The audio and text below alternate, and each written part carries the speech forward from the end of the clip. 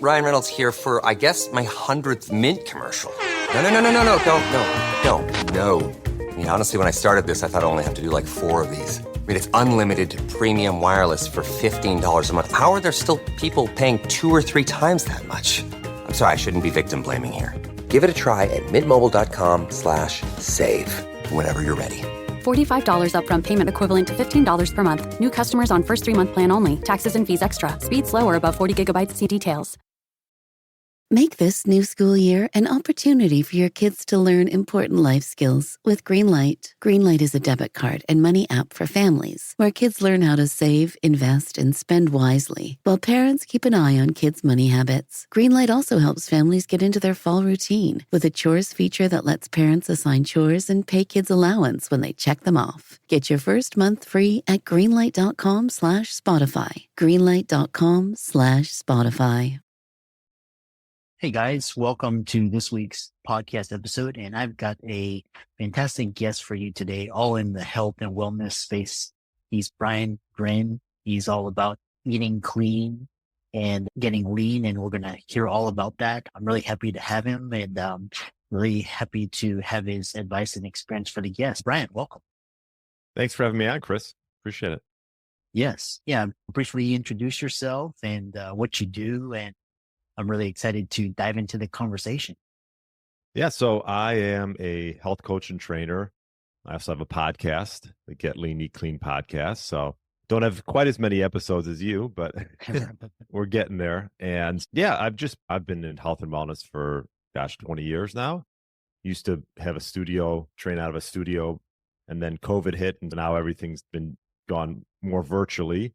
But yeah, so I've been helping people in the studio and outside, mainly helping them get their nutrition squared away as well. And I work typically with middle-aged males, so like entrepreneurs, business owners, maybe have put their health on the back burner for the last 15, 20 years, give or take, and they want to either get back in shape, or maybe they've never even touched a weight in their lives, but just want to get their health on track and start prioritizing their health over other things that maybe they've done in the past. Yeah, it's been a good niche, and I work with individuals typically on a 6-month time scale, and we work all through not just resistance training, but also nutrition and stress and sleep, because they're all linked together. Yeah, so it's a bit about what I've been doing. Yeah, that's great. And moving the conversation forward, what's interesting is I see a lot of entrepreneurs, there's some that neglect their health and fitness and sleep and all that, but a large segment of them are starting to really prioritize this because it makes them better at what they do. So one thing you talk about the importance of muscle, and what is so important about muscle in your paradigm or your regime? Yeah, great question. Typically, the importance of holding on to strength and building muscle as we age is really, should be at the forefront of most individuals' mind, because there's something called sarcopenia, which can happen fairly quickly, especially as we age, the loss of muscle mass and also bone health as well. I like to tell people that they're going to do one thing. I should say, go for walks, but secondly, start lifting and lifting heavier loads if you can. It doesn't have to be crazy. I know as I've gotten older, I've toned it down a little bit. I'm not 25 anymore. But the importance of building muscle, obviously, for just longevity and just making sure that we can do daily tasks throughout the day. As simple things as just as we get older, going up and down stairs and getting up and down and playing with, if we have kids or grandkids and things like that. So making sure that we hit the major muscles, but most importantly, lower body, I think, is at the forefront. Your glutes and legs are probably the most important muscle part you should target. Yeah, interesting.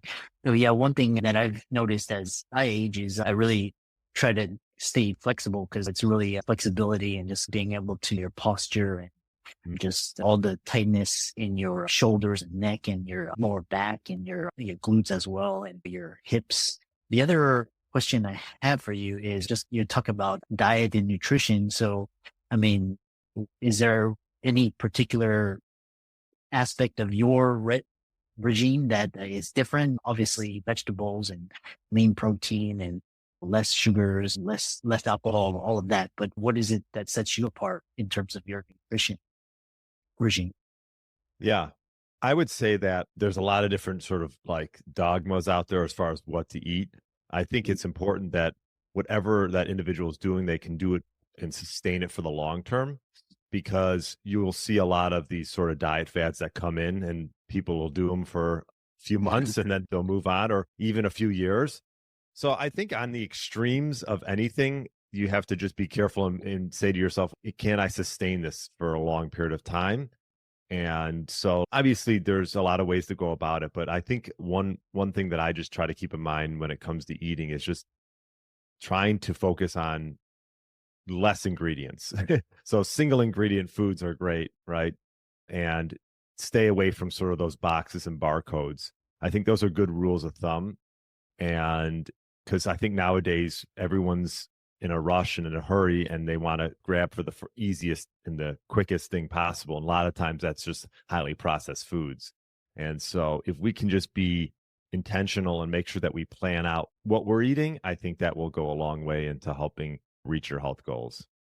Yeah.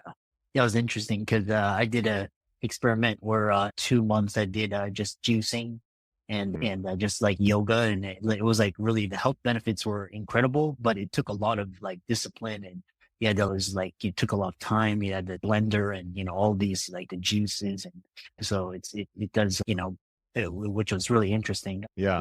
I know you have something. No, I to was just add, going to say, like juicing and things like that. I think, like you said, like you did it for a short period of time, and maybe it's something you want to do, maybe not for months, but maybe you do it for a little bit, like a 3 to 5 day period or even a week, just to jumpstart you. But like you said, it's not really sustainable for the long term. But I know people that tend to do that maybe once a year or twice a year just to kickstart them, right? Yeah, it's quite interesting how you mentioned sustainability and just, because like I said, it's almost like when you do it, you're almost like feel like you're depriving yourself and you're like entering into monkhood or some.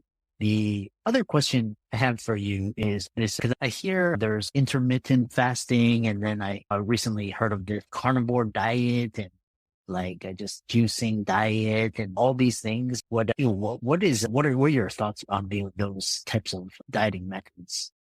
Yeah. So in regards to in regards to carnivore, yeah, it's become a popular trend. You're seeing it back off a little bit. And I think that just eating meat can be a benefit for some people, especially if they're coming off like the standard American diet.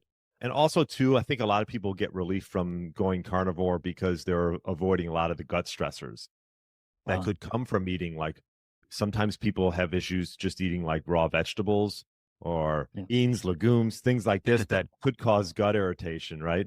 And make it cause bloating and gas and things like that. So I think the carnivore movement can be a big movement for individuals who, especially who have maybe they're dealing with gut issues. And so I think it's a tool.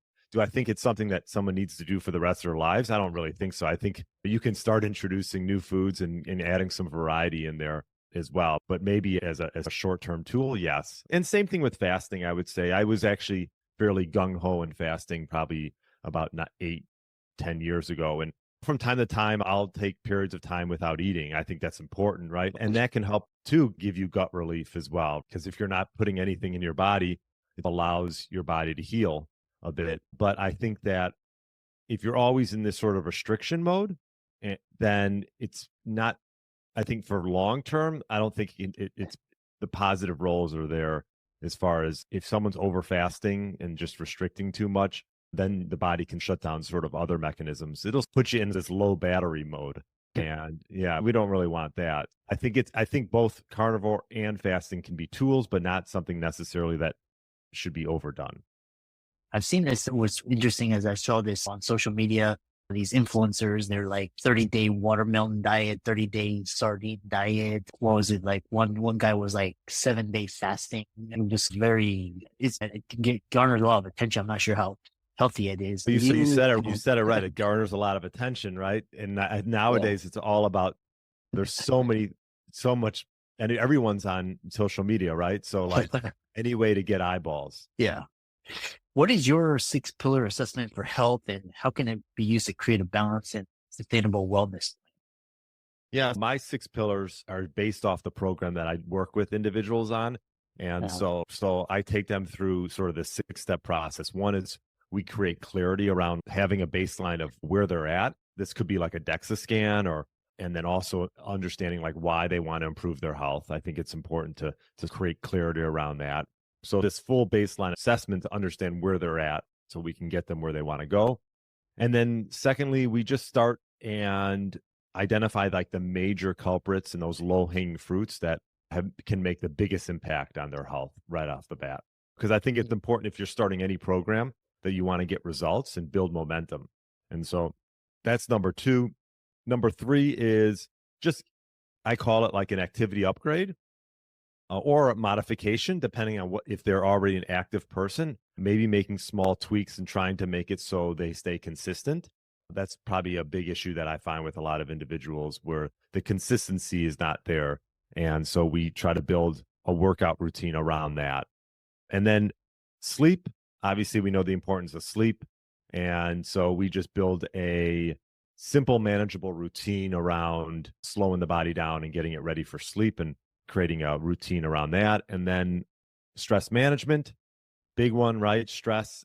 Individuals now have to, I think, have different practices to downregulate and de-stress the system because we live in such a hectic world with lights on 24/7 and all the blue lights and the cell phones and stuff. So I think that's a really important aspect of my program. And then lastly, it's just like nutrition, which we talked a little bit about, and meal timing and things like that. Yeah. What are micro workouts and how can they be effectively incorporated into a busy lifestyle to achieve fitness goals? Yeah, micro workouts I've become more of a fan of, especially as we get older and we have maybe more responsibilities. These are simple, effective workouts that can be done in 20 minutes. And I think that sometimes people are intimidated and they end up not wanting to go to the gym because they think it's going to take over an hour by the time they get their workout, come back. And I think from time to time, that's maybe a good way to just get out of the house. But I think also too, if you can have these 20-minute workouts, and with my clients, he's been on my podcast a few times. It's called the X3 system, where they can do it at their home. And it's simplistic way of just doing resistance training without having all the fancy gym equipment, and just a nice time efficient way to just get it done. Yeah. I started to incorporate a lot of just like gym equipment in my home so that I just eliminate like the need to drive somewhere. That way you can just put on your shoes or whatever and just do what you were describing, like 10, 20 minutes, even like a full thing, like midday, in exercise and replacement of food or lunch is interesting. You also talk about people working out in a fasted state. What are the benefits and drawbacks of fasting for exercise? I think so. I think one of the benefits is the fact that sometimes people work out in the morning right away, and they don't want to have the time to eat something, digest, work out, right? Like they just want to get it done. So from that standpoint, if that's your most and timely efficient way of getting a workout done first thing in the morning, go for it. Do I think you need to have something before and immediately after? No. What's called like your anabolic window of building muscle is a lot longer than what we originally thought. I think people thought they had to work out and then slam a protein shake, and that's not necessarily true. If someone is like goal is to grow, I think that having something before the workout would be of benefit, could only help.